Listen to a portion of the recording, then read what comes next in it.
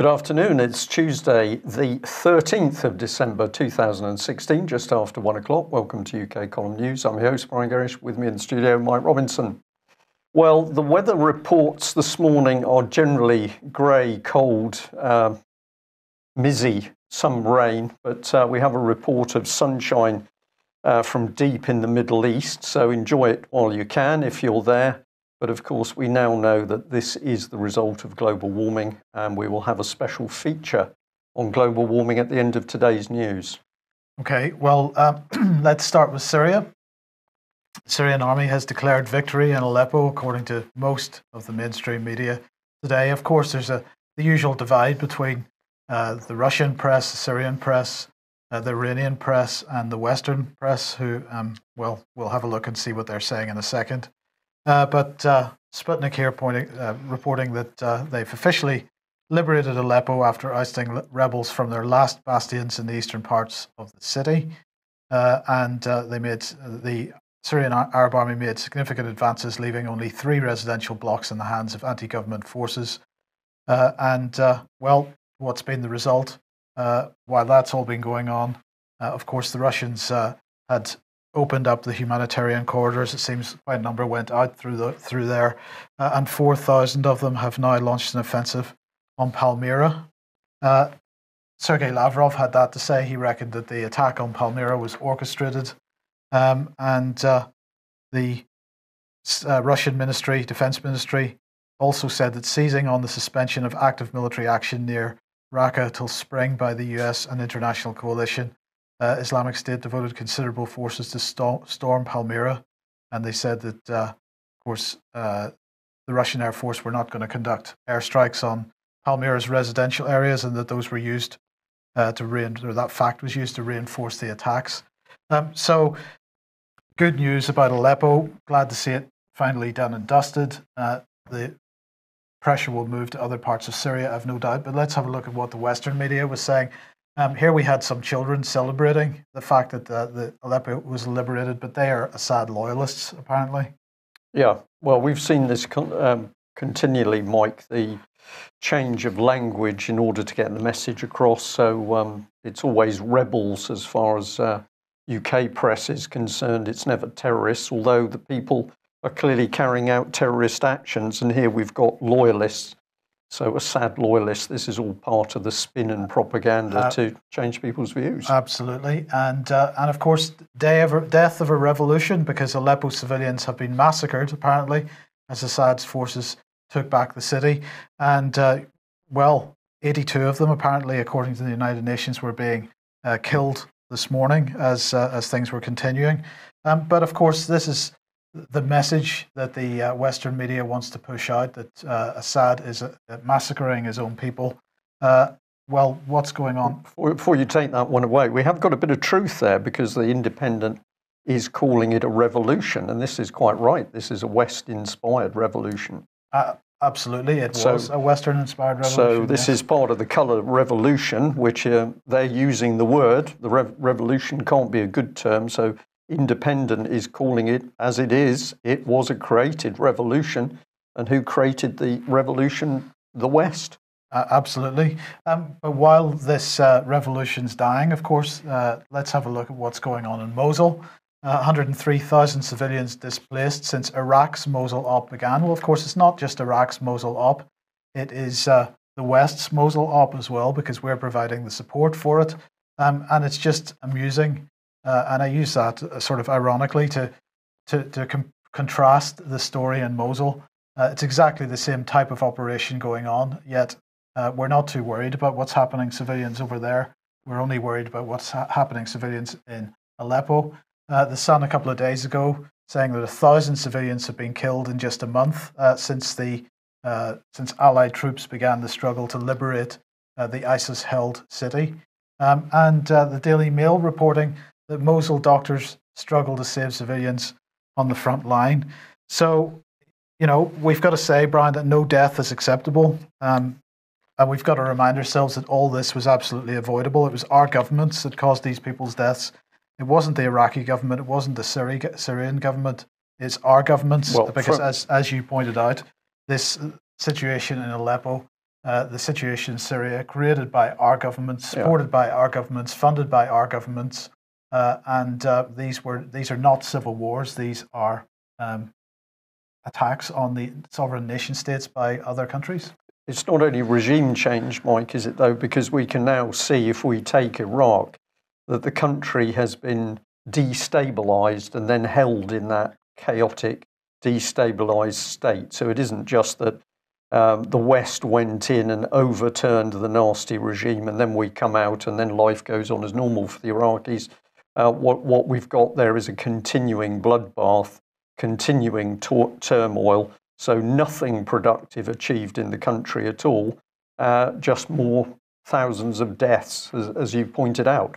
And this, of course, is the deliberate agenda we're seeing, which is regime change in the Middle East, which is pushed by the UK and the US governments for whatever it is agenda that they're trying to push. Is this George Soros's movement to destabilize countries to help build the, whatever we want to call it now, the New World Order, the rules-based order?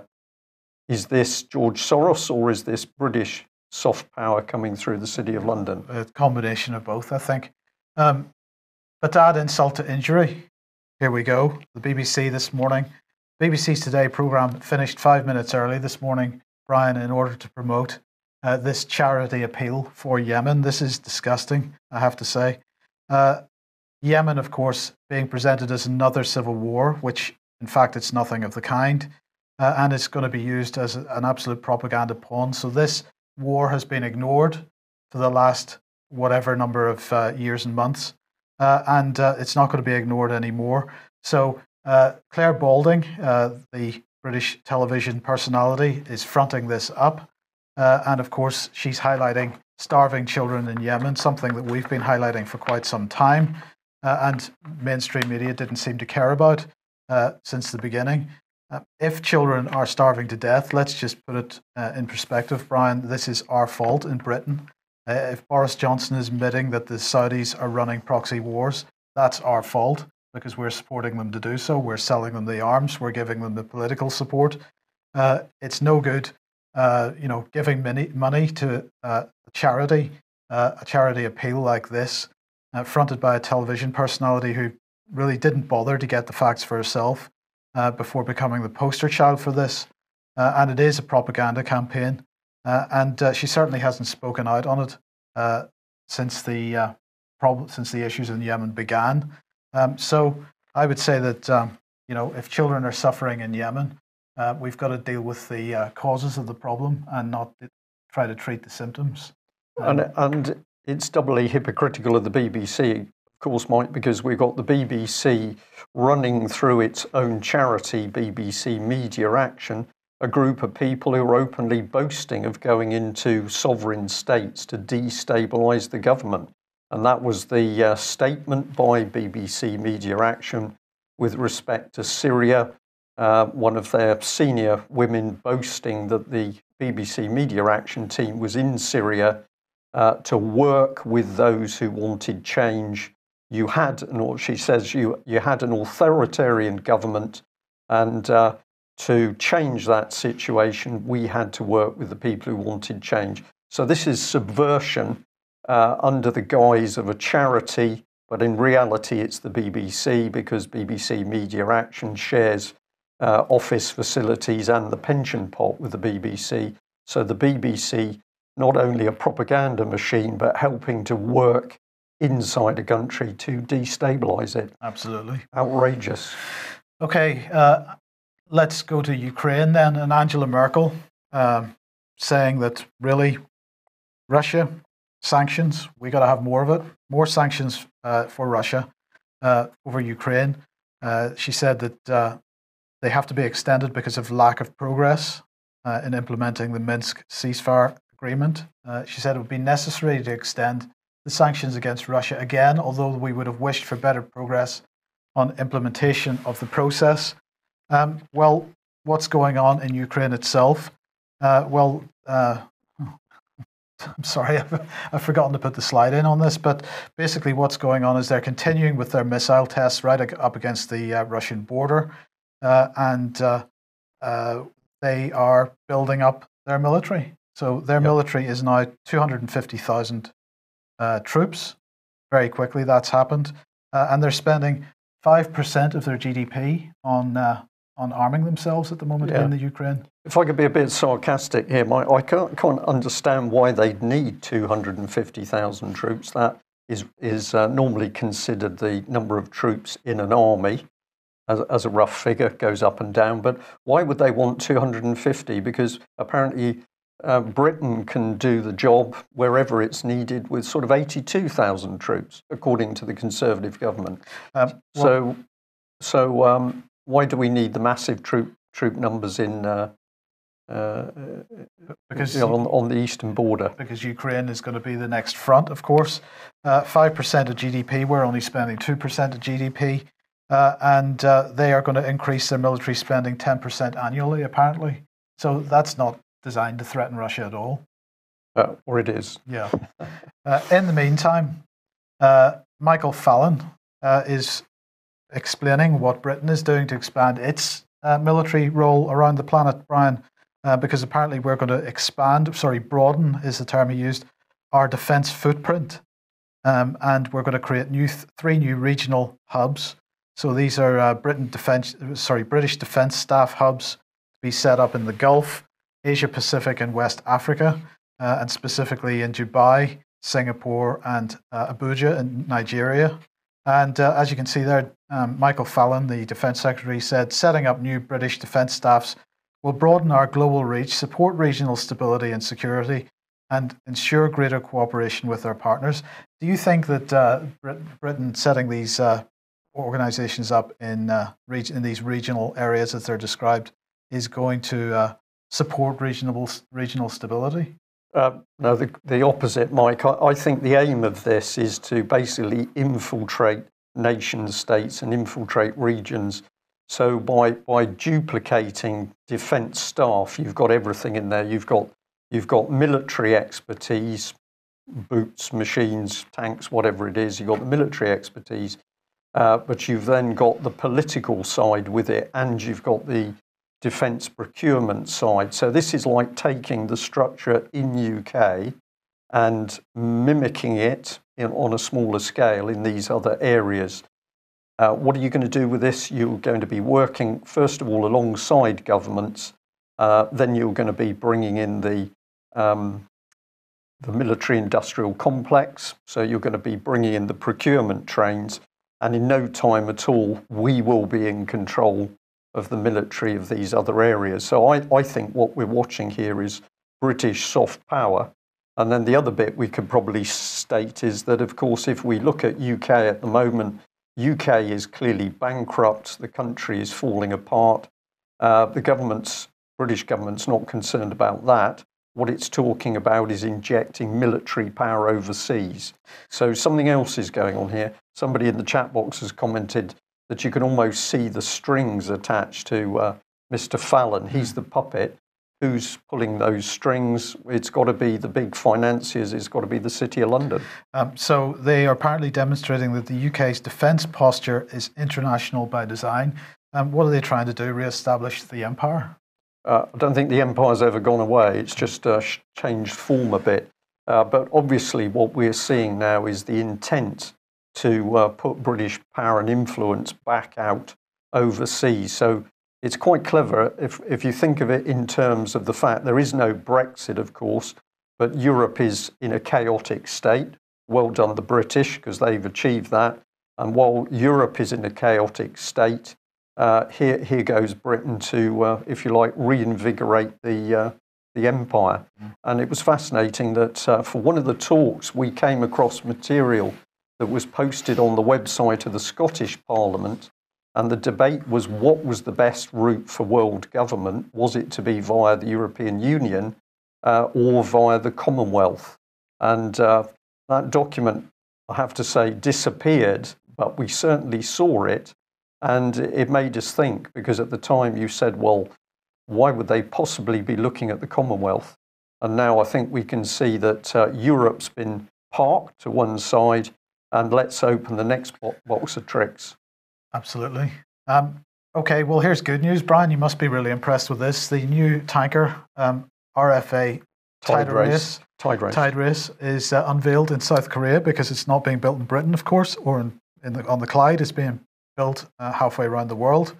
And UK Chief of Material Vice Admiral Simon Lister said, with the naming of RFA Tide Race, the Royal Navy looks forward to another new arrival into our future fleet. So there you go. And it's fascinating language because he recognises that we don't have a fleet at the moment, although we've got the second Sea Lord apparently tweeting out that the Royal Navy is growing. How he works this out, I don't know, because anybody wants to plot the number of ships will see that it's been falling dramatically for a great many years. But second Sea Lord, who has tweeted out that he's very interested in the quality of cakes. He's been praising the cuisine in the Royal Navy. He thinks the number of ships is growing. And here we've got a statement that everybody's happy because this tanker is going to join the future fleet. But I hear there's some problems possibly with the F-35. Well, before we get on to that, I was just going to say, assuming we don't have any engineering capability in the Royal Navy anymore, we've closed down all the training establishments. Does that mean we're going to have South Koreans on board to maintain engines and other things? Could be anybody might, because of course we've already got Americans and I believe some Canadians and certainly French who are operating in that capacity and have been for some time. So what we can see is that Britain's military is being hollowed out from the inside, it's being hollowed out, and it's being made international. And our prediction back in 2008, I think it was, our UK column prediction was that the two big new aircraft carriers, the Queen Elizabeth class, would be jointly manned with the French. So international by design? International by design, yeah. Yes, well, the F-35 then. Well, this is all coming from a tweet that Donald Trump has pushed out, saying the F-35 program and cost is out of control. Billions of dollars can and will be saved on military and other purchases after January the 20th. And many people wondering what he means by that. Speculation. Well, in fact, Lockheed Martin's lost $4 billion in the value of its share prices today following that tweet. So many people asking, is this the end of the F-35 fighter project? And really, Brian, it should be. If each jet is costing $100 million, and they don't fly, and they can only fire their cannon when they're tied to the ground, and this kind of thing. I mean, the really sad thing is, Mike, is of course all the Americans need to do is go out in the desert and get all of the Harriers back out of mothball and refit them and reactivate them. So it's a very interesting situation. Yeah, but the Queen Elizabeth class aircraft carriers possibly with no aircraft at all. And I believe they're going to be sent to the South China Sea. Yes. Future fleet with no aircraft sent to the South China Seas because the Chinese the Chinese are apparently dangerous enemies, which is why David Cameron and Theresa May have invited them in to rebuild our nuclear power structures. It is all a bit confusing, or Alice in Wonderland. International by design. Right.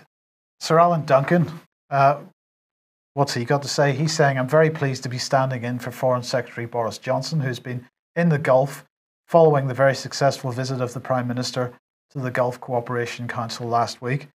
So what's he standing in for him at? That's the EU Foreign Affairs Council. And of course, Sir Alan Duncan is the Minister for Europe. Bit strange since we're leaving Europe, but anyway, there you go. He said, we are very saddened and appalled by the bombs in Istanbul and Cairo. This illustrates the constant terrorist threat that Turkey is facing at the moment, and I don't think we have to be mindful, that we all have to be mindful of that following the attempted coup of the 15th of July. So clearly he's confused about where Cairo is. But anyway, we'll move on. He said that one of the main topics, this is yesterday, at the Foreign Affairs Council, would be Syria. And that similarly illustrates a continuing terrorist threat. He's appalled by what's been happening in Aleppo. And the only solution is a political solution, but this will require a change of attitude on the part of the Russians. So they've got to change.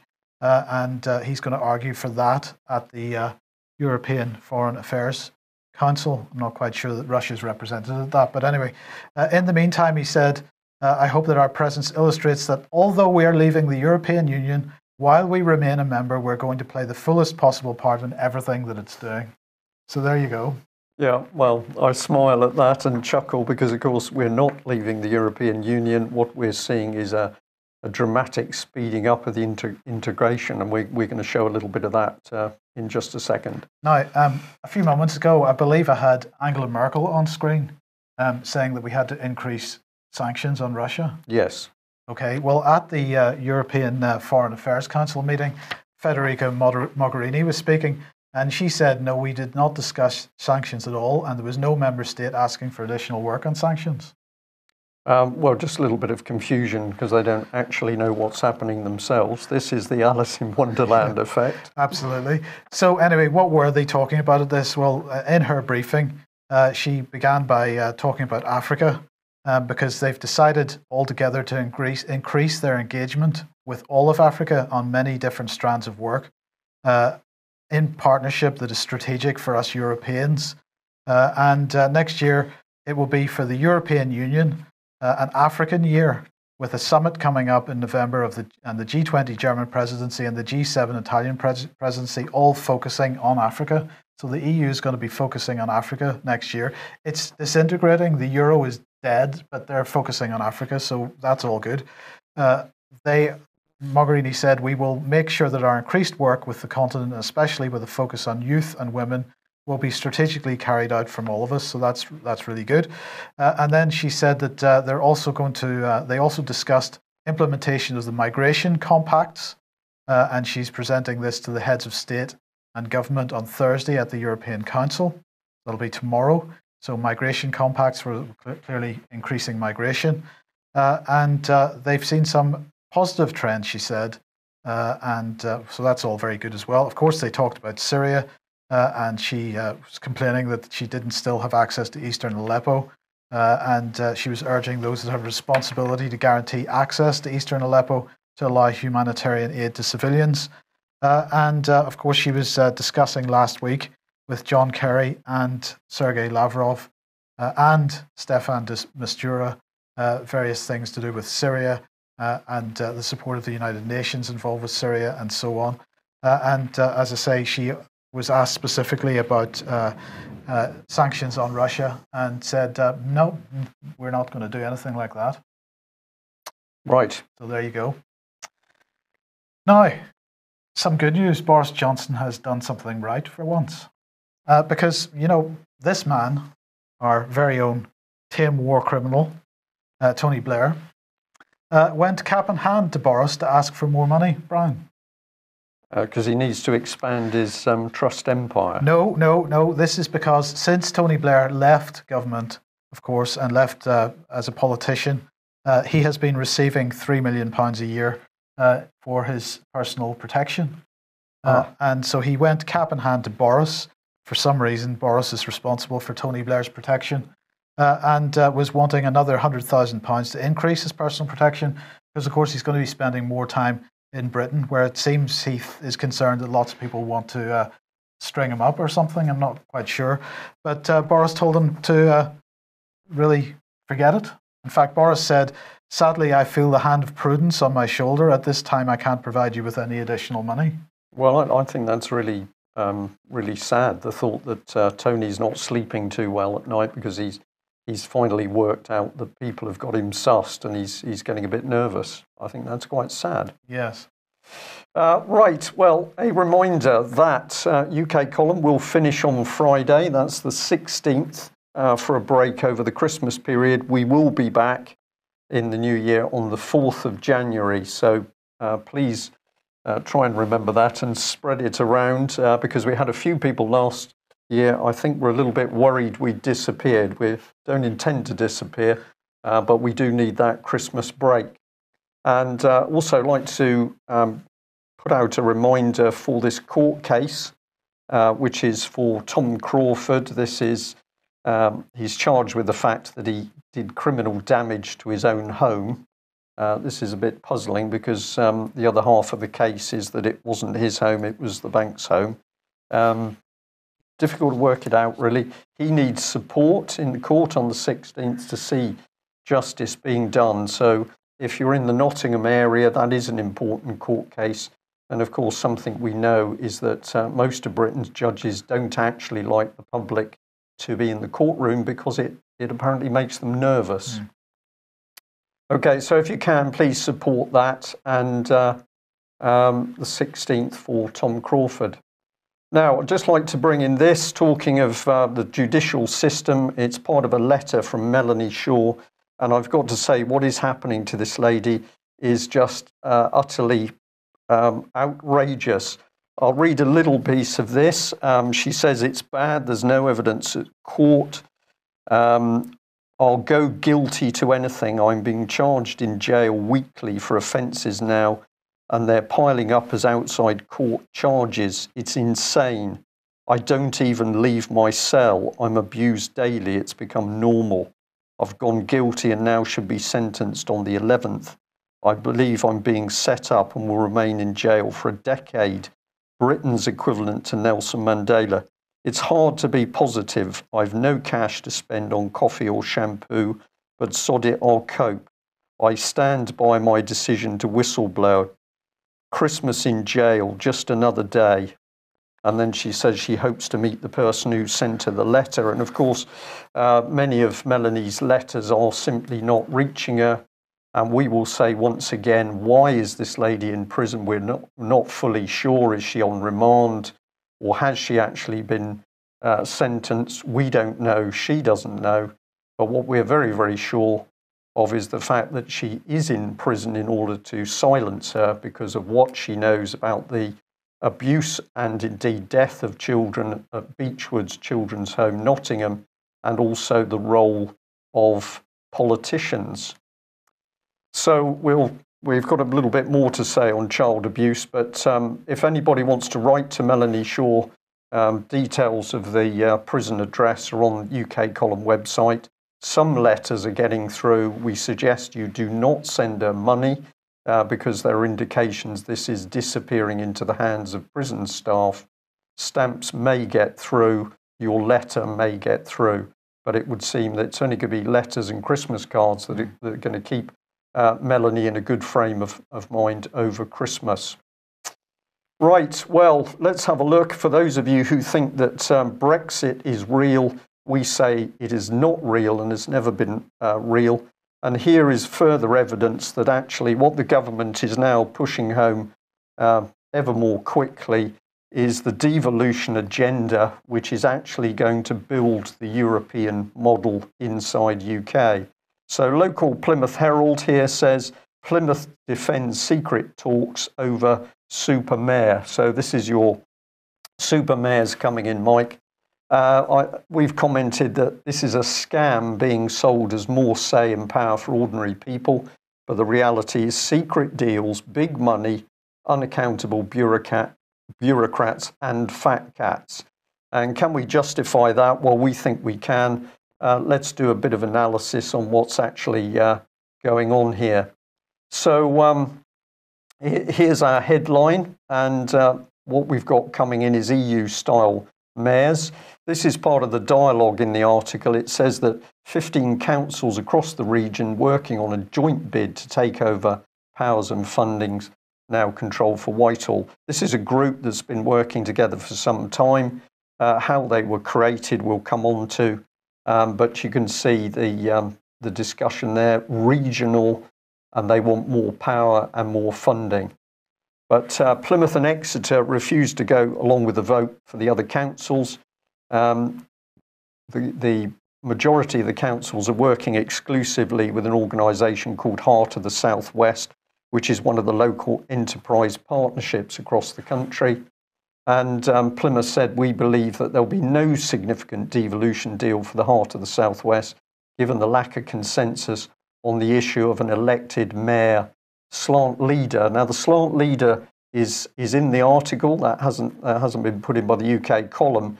I just see the Führer coming in there, Mike. This is the leader with responsibility for receiving devolved powers and financial resources from Whitehall.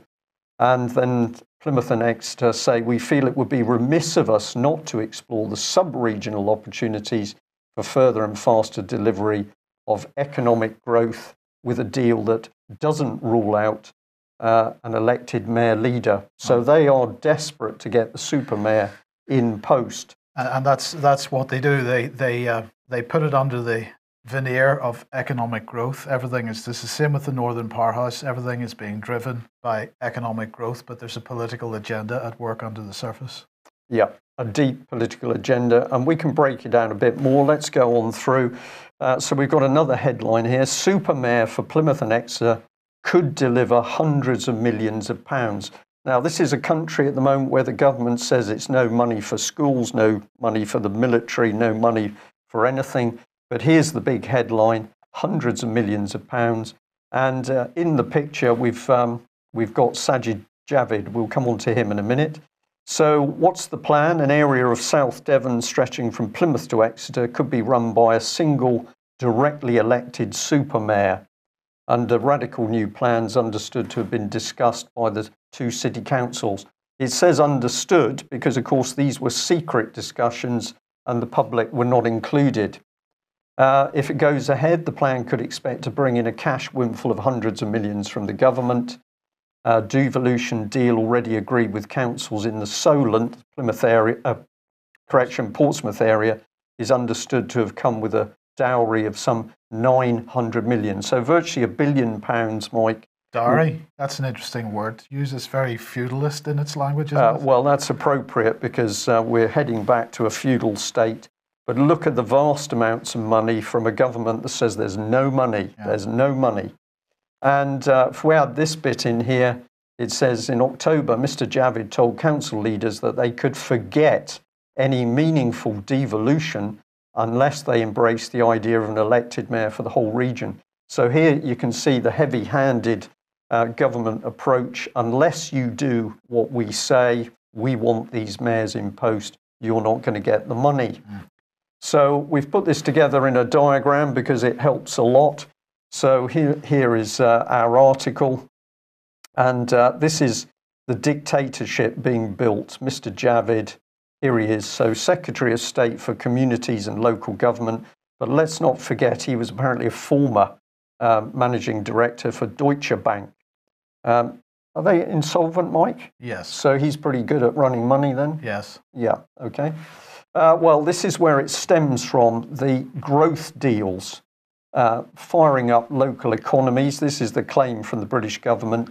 But we've got a British government with no money that magics a minimum sum of 12 billion for growth deals across the country. What do they say this is about? Well, growth deals are a, quote, revolution, unquote, in the way our economy is run. For the first time ever, housing, infrastructure and other funding is being brought together in a single pot and put directly into the hands of local authorities and businesses to spend the way they know best. Because we have so much evidence that local authorities know how to spend money. Yeah. I mean, so this is centralisation. They claim that basically this is giving people power, but actually it's government power drilling down to the lowest level. So let's have a look at these enterprise areas, 39 of them created across the country. Those are the little red dots where these plans are being put into place. The local southwest one, which we've just mentioned, is Heart of the Southwest. And then we can bring in that quote. Mr. Javid told council leaders they could forget any meaningful devolution unless they embrace the idea of an elected mayor for the whole region. So this is the government creating money out of nothing and then using it to bribe local authorities in order to say what the political landscape is going to look like in the next couple of years. Now, I mean, we've been mainly talking about Devon, and Plymouth to Exeter, which is Devon, but I see a little red dot in Cornwall there. I mean, Cornwall has a sterling reputation for handling large amounts of money and putting it to really good use. Or not. Yes. With the same with Cornwall, and of course the one I can easily quote with Cornwall is £320 million of Objective 1 funding, which simply disappeared, absolutely disappeared And to this date, nobody has obtained a copy of the overall accounts of where that 320 million was spent. Why does the government want to inject money into an area with no financial controls? Because, of course, this breeds fraud and corruption. And once individuals have been corrupted, the government can control them completely by threats to do with fraud and corruption, or, of course, simply blackmail over possible exposure. And this is the European model because, of course, in Europe, there are no audited accounts because there are no financial controls and money's untrackable. Well, indeed, and I think we're on the 19th year of no audited and signed off accounts for the European Union. So let's have a little look at the heart of the Southwest. This is part of their minutes. There's very few detailed documents about what they do, and I was unable to establish how people were appointed to Heart of the Southwest initially.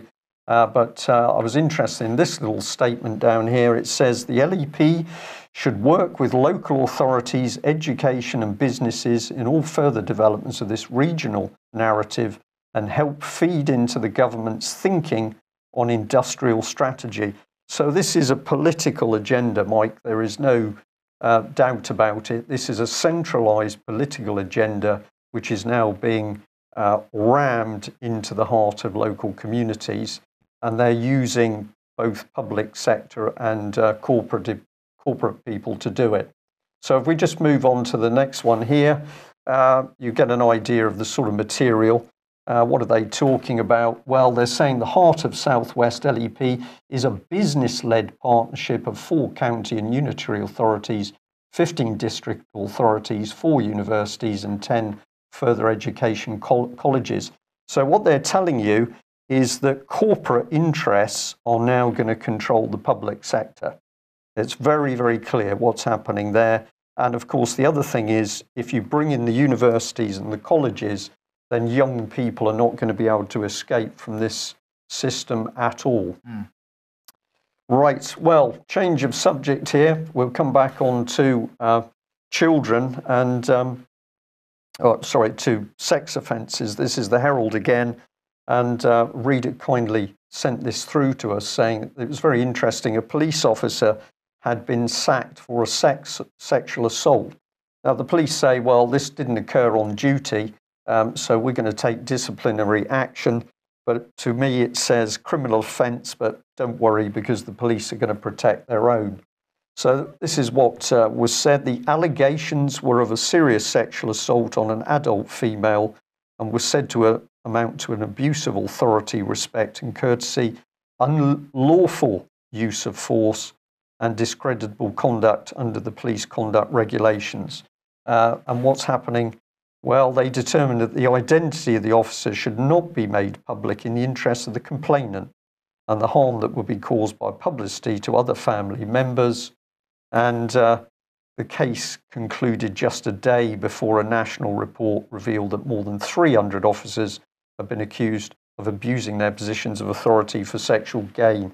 That's across the country. But no worry, because there's no serious problem with sexual crimes or abuse of children. The Norwegians, though, are taking a different view on things. And this is a report from the local Norwegian newspaper. Police break up massive Norwegian paedophile ring. And the significant thing is here that a former Norwegian Labour Party politician is one of the people who's actually been arrested as a part of these Operation Darkroom investigations. But we'll say happily, David Cameron has said that there are definitely no child abusers in British politics. It's those nasty Norwegian people that get involved with this. Melanie Shaw in prison, I think, because she and many others hold information which is very dangerous to the British government, because, of course, it says that members of Parliament have been involved in the trafficking and abuse of children. Well, should we be concerned as parents? I think we should. And thank you to another viewer for sending us this. Department of Education document just released, Practice and Improvement Fund Round 2, Improving Outcomes in a Regionalised Adoption System. So here we are, Mike. This is the European model now being forced through to do with children. But basically, we've got such a huge problem with these children. We don't know where they all are. We're still missing 300 Syrian children as a minimum. But the state is now going to introduce the regionalisation of the adoption system. And they boast it's well underway. The first wave of regional adoption agencies will go live by mid-2017. And we're in discussion with 19 projects covering 132 local authorities and 23 voluntary adoption agencies. So they are inviting people to bid for projects. And of course, what we know is people can make big money out of fostering and adoption of children. So you have labelled this state trafficking children regionalised. Yeah. And this isn't about taking care of children. They are turning this into an industry. This is a well-established industry. And if any of our viewers or listeners like to go and have a look at the bigger charities, Action for Children is one in my mind. You will see vast amounts of money, hundreds of millions of pounds in circulation around the supposed care of very, very vulnerable children. This is a little bit of the text on the inside of that document, and it says that we're interested in proposals which will bring together partners to provide a coordinated assessment and support offer and explore the regional delivery of the Adoption Support Fund. More money here, but Yes. The government doesn't have any money. What types of projects are they interested in? Through PIF Round 2, we would like to support the development of adoption support centres of excellence, which bring together relevant partners, including social care, health, and or education partners. So you see once again that all the authorities being joined together in a hive type system, where the moment, of course, a family has been engaged by one authority, they can't escape this Stasi-like net. This is very, very dangerous stuff. And whilst they're boasting about centres of excellence, of course, we have across the country many, many child abuse whistleblowers, and we have no movement on the inquiry into child abuse by the British government. Why? Because the government is desperate to protect its own members who have been involved in paedophilia and child abuse. Well, we'll end on a serious note, and that is climate change, global warming. Now, this headline has produced quite a remarkable response from viewers and listeners. They were shocked. The Telegraph here saying that reindeer are becoming smaller due to global warming, and real research has established this, Mike. Right. So this is important. Now, the Telegraph also ran a pretty exclusive article on the cause of global warming. We better remind our viewers of that. Here it is, because basically the Telegraph said that squirrels and beavers were contributing to global warming more than previously thought. So those nasty rodents, and beavers were causing the global warming. So well done, the Telegraph. This is an intellectual British paper. Now, we've been able to do some work on this, and we understand that actually there is a UN emergency meeting as ground squirrels now dwarf reindeers due to the global warming. So we can put this in scale for you. These are to true scale. So on the right-hand side, we've got a ground squirrel, and we can see that reindeers have shrunk considerably. Luckily, we were able to pick up some comment from the squirrel. He said, "I've no sympathy, mate. It's evolution, survival of the fittest, and the 21st century is ours." That was quite a statement. Apparently, a spokesman for the reindeers said that the UN better get off its arse or we're dead meat, and there'll be a lot of disappointed children at Christmas. So if you're worried about global warming, I think you should be looking into the reindeer problem at the moment. But I need to bring in George Bush, because the Mail here has got an article saying that a mere 274 million given in foreign aid to a controversial climate change organisation has disappeared. It's a bit like EU funding to Cornwall and the UK. That money has simply disappeared. But we were able to get extra comment from the ground squirrel, who said, Big ears. The reindeer took it. Honest. They mentioned weapons and ISIS. They're really pissed at their shrinkage. US squirrels are scared. So at least the squirrels come out with the key information on where that money's gone. Right. But it's not looking good for US squirrels. Okay. Thank you very much for joining us. That was a joke, the last few slides that we've shown, but of course this is the complete nonsense that the British and other mainstream media and newspapers are pushing, which we, the public, are supposed to believe. If you don't believe it, can we suggest that you get onto their websites and start labeling these organisations as fake news? Because, of course, this is an exceptionally easy way at the moment to register our unhappiness. That's it for today. Thank you very much for joining us. And if you're not a subscriber for UK Column, please consider taking out a subscription, because we can only do what we do with your help. Thanks for joining us. Bye-bye.